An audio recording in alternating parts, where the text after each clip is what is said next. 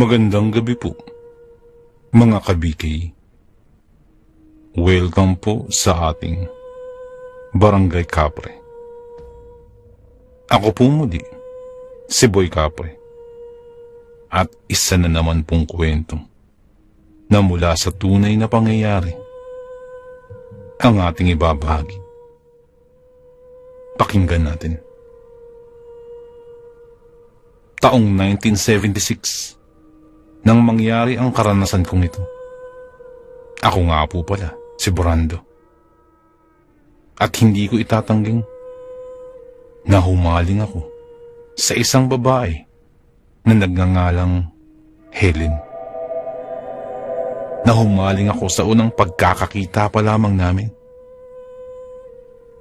Kay puti kasi na makinis ng balat. Nakakaakit ang mapipintog na labi. May mga nangungusap na mata at sobrang tangos ng kanyang prominenteng ilong. Sa madaling salita, kasing ganda siya ng isang diyosa sa lupa. Minsan lang magkaroon ng dayo sa aming probinsya. Kung hindi nga lang nagkakagulo sa sunod-sunod na pambobomba nun sa Maynila, ay hindi ko makakadaupang palad itong si Helen. Isa siyang estudyante. Pilit na tinatapos ang kanyang pag-aaral para magkaroon ng matatag na trabaho. Napilitan raw siyang magpunta sa probinsya sa takot na baka maapektuhan sila sa kaguluhan dun. Lalo na't may mga nagkalat na mga sundalo sa syudad. Lingid sa kaalaman ng lahat. May lahi po akong aswang. Hindi naman literal na nambibiktima ako ng tao, kundi ang ilan lang sa aking pamilya ang gumagawa nun. Iyon ang lihim kung matagal ko nang itinatago, na kahit sino ay walang nakakaalam, maliban lang sa aking pamilya. Natatakot kasi kung mahusgahan at mapagsabihan ng hindi ko ikakatuwa. Hindi porket aswang ang pamilya ko, ay literal na talaga akong pumapatay ng tao. Nangyayari lang naman yun kung kabilugan ng buwan. Kontento na sila sa mga naliligaw na hayop. Kagaya na lang ng minsang pauwi si nanay mula sa paglalako ng mga paninda niyang gulay. Ang asong makakasalubong namin ay mapupula ang mga mata, naglalaway at nauulol. Masyadong delikado para sa rabies oras na makagat kami. Nang susunggaban na sana ako nito, ay kaagad na iniharang ni nanay ang kanyang sarili kung kaya't nagpambuno sila ng aso. Bilang aswang, may lakas siyang kayang taglayin ng 4 na katao. Kaya niya magbago ng anyo at maging isang paniki. Sa madaling salita, isa siyang gabunan. Sa totoo lang, namamangha ako sa taglay na kapangyarihan na meron si nanay. Pero hindi inire-rekomenda ni nanay na manahin namin ang pagkakataong meron siya. Hindi raw biro ang maging isang gabunan. Sobrang sakit daw ang mahusga ng iba, lalo na dahil alam ng mga normal na tao ang kalidad ng isang aswang. Kapag pumasok ako sa paaralan, madalas akong kantsawan ng mga kaklase ko. Bakit paraw ako nag-aaral kayong magiging aswang din naman ako? May nakahuli kasi nun kay nanay at nakita kung papaano siya nagbago ng anyo. Batid ko namang totoo yun. Pero wala nang masasakit kung isampal iyon ng harap-harapan. Hinahayaan ko na lang sila at nagpakabulag at bingi sa lahat ng panghusga nila sa akin. Madalas pa nila akong hablutin at itulak sa putikan, sabay pagtatawanan. Kakatila lang ng ulan nun at basa pa ang lupa. Idagdag pa ang malayo kami sa kabihasnan, kung kaya't hindi pa simentado ang aming kalsada. Napangudngud ako sa putikan na ikinahalakhak pa nila. Kasabay ang muli na naman nilang pagsasalita ng hindi maganda sa aking nanay. Napuno na ako. Alam kong aswang ang aking ina. Ngunit mga hayop lang ang kinakain nito.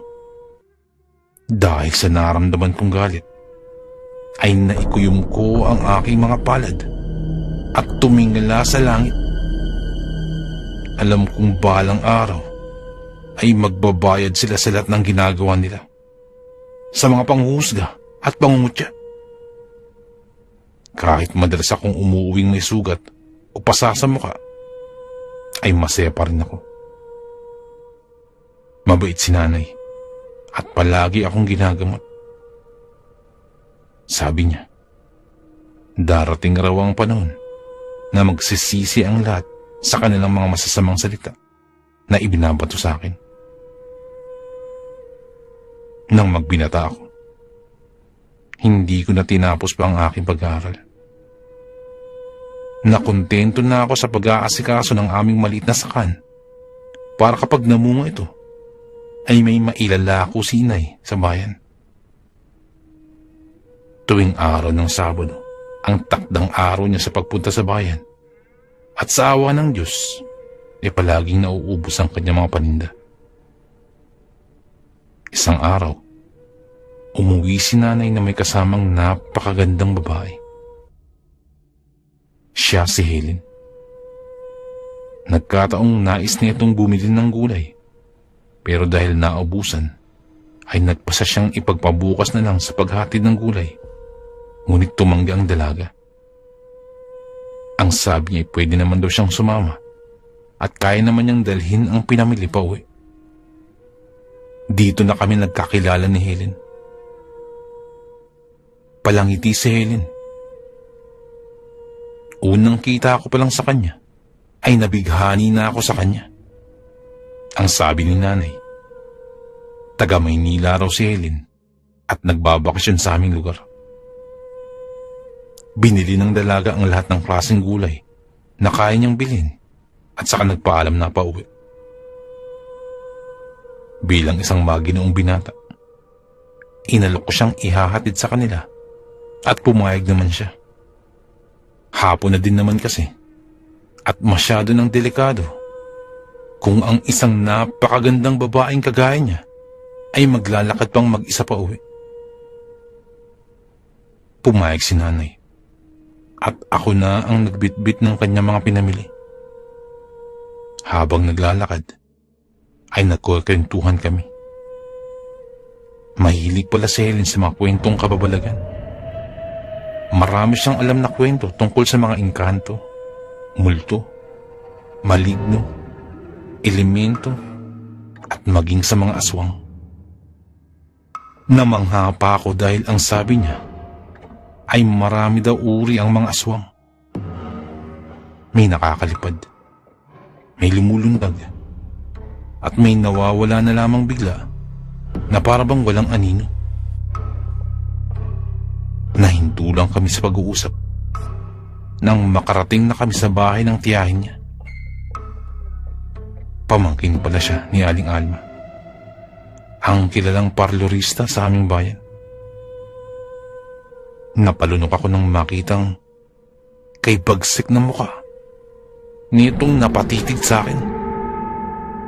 Tila ba lalamunin niya ako ng buhay dahil sa kanyang ginagawa. Hindi tuloy ako tumuloy kaagad sa loob ng bahay nila. Pero dahil mapilit si Helen, inagawa niya akong paupuin kaagad sa kanilang sopa, nayari sa kawayang may barnis. Hindi ko maiwasang maging mailap ang tingin kapag kaharap ang kanyang tiyahin. Palagi itong nakasimangot at masama ang tingin sa akin. Mabuti na lamang at nariyan si Helen para pakalmahin ang kanyang tiyahin. Palagi niyang kinakausap na sana'y huwag na daw akong takutin ni Aling Alma dahil wala naman daw akong ginagawang masama. Kay talim ng iniwang tingin ni Aling Alma, kaya hindi ko na mapigilan ang matawa. Hindi naman ako barumbado, pero hindi rin naman ako mabait. Batid kong ayaw sa akin ni Aling Alma dahil madalas nga nila akong pag-usapan na anak daw ako ng aswang. Pero wala naman akong pakialam. Biglang nalungkot si Helen nang maiwan na lang kaming dalawa. Tinanong ko siya kung anong naging problema at bakit biglang nagbago ang kanyang kilos.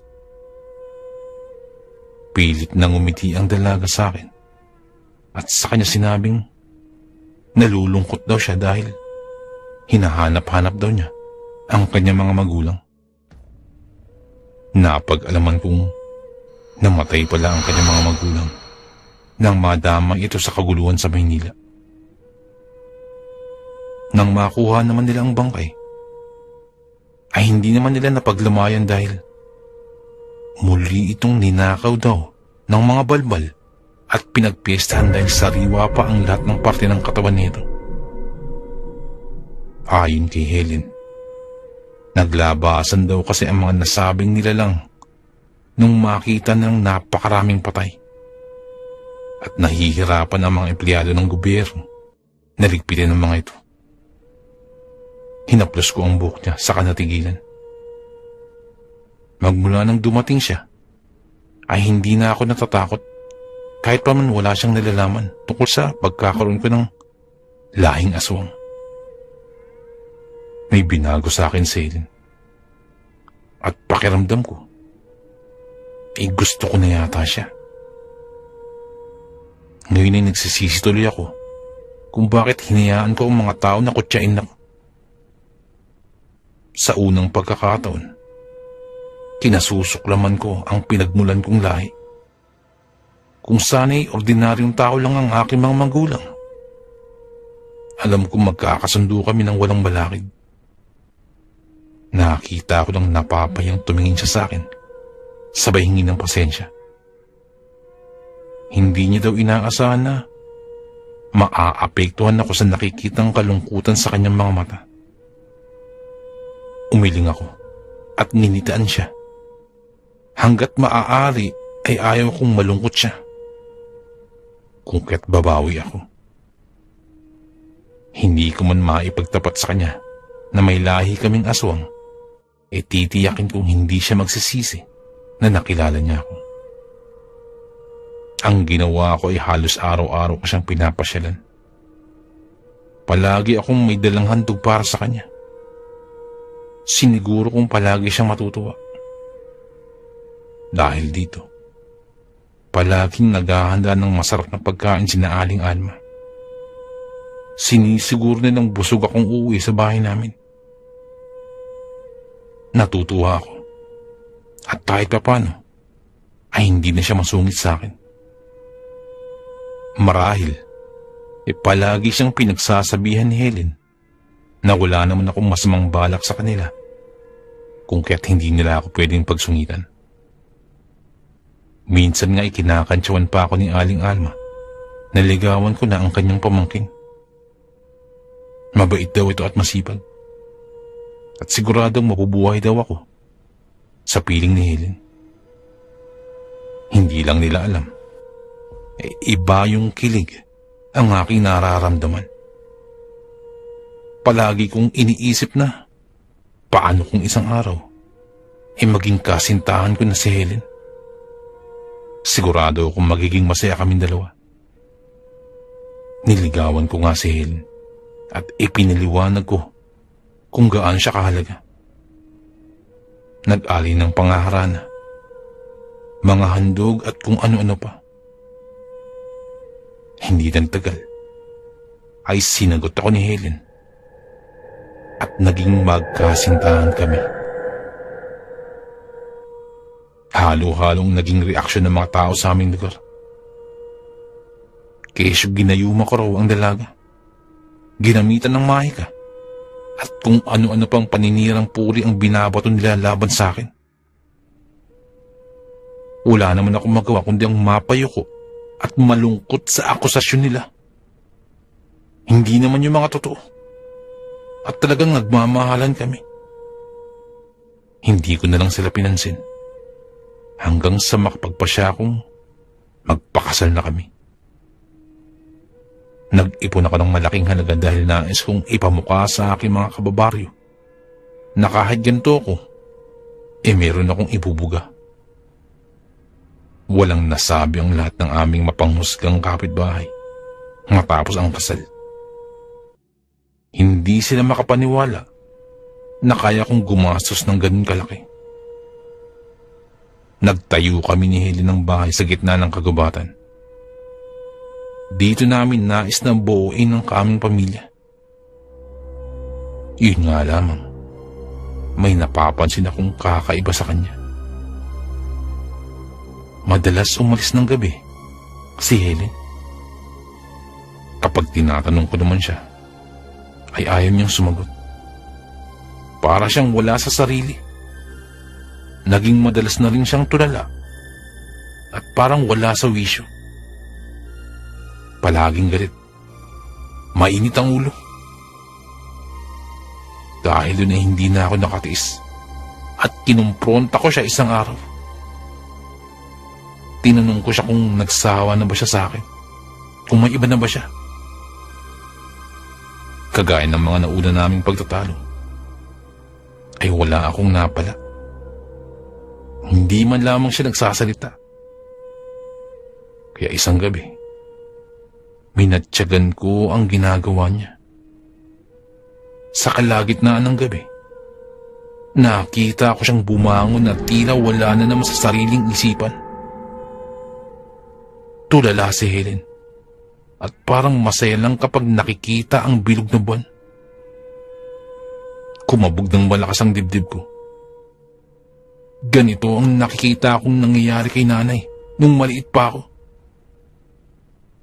Lumabas si Helen ng bahay. Kung kaya't kabado akong sinundan to palabas. Nagtungo si Helen sa kagubatan. At doon ay naghanap siya ng magandang pwesto. Nagpahid ng langis si Helen sa kanyang buong katawan. Ilang saglit lang, tuluyan ang nagbago ang kanyang anyo. Kung gaano man siya kaganda, ay naging kabaligtaran ito ng kaanyuan niya ngayon.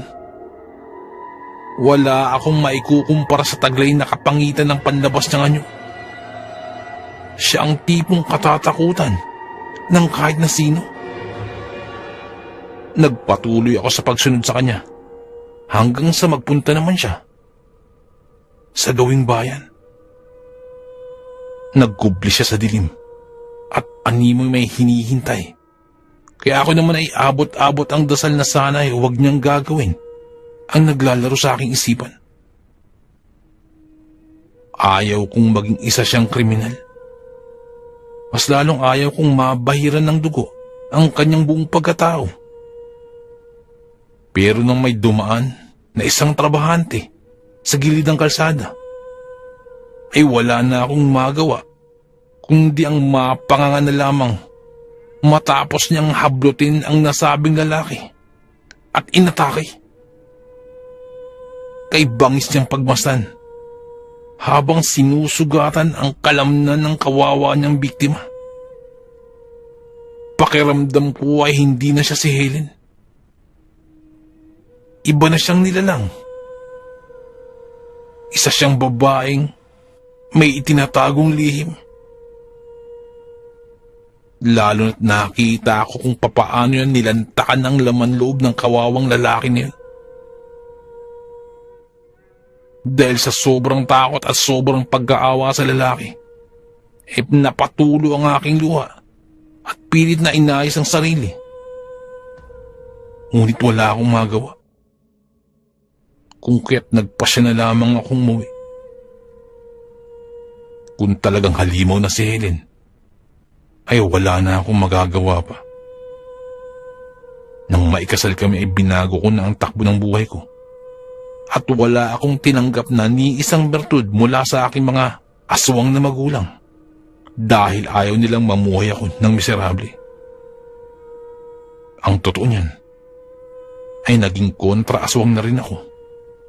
Kung kaya't masakit man, nauna akong umuwi sa amin at nananatiling gising. Kinuyom ko sa kabilang kamay ang buntot pagi na matagal ko nang pinakaiingat-ingatan. Inantay ko si Helen. Pagdating niya, ay nagkagulatan pa kaming dalawa. Ako itong may lahing aswang, pero mas mukha pa siyang aswang dahil sa bahid ng dugo sa kanyang mga labi. Nanginginig na sinabi ko sa kanya na nakita ko ang ginawa niya sa lalaki. Bago pa man siya makapagsalita, hinagupit ko na siya ng daladala kong buntot bagi hanggang sa manghina si Helen at kalaunan ay nagkasakit. Hindi ko na siyang tinangkang gamutin pa. Mahal ko siya, kaya ayaw kong lumangoy siya sa dagat-dagatang apoy ng impyerno. Tanggap ko na kung anong mangyayari sa buhay namin. Ang mahalaga ay hindi na niya uulitin pa ang kanyang ginawa. Kahit masakit, palagi ko siyang ipinagdarasal sa Panginoon.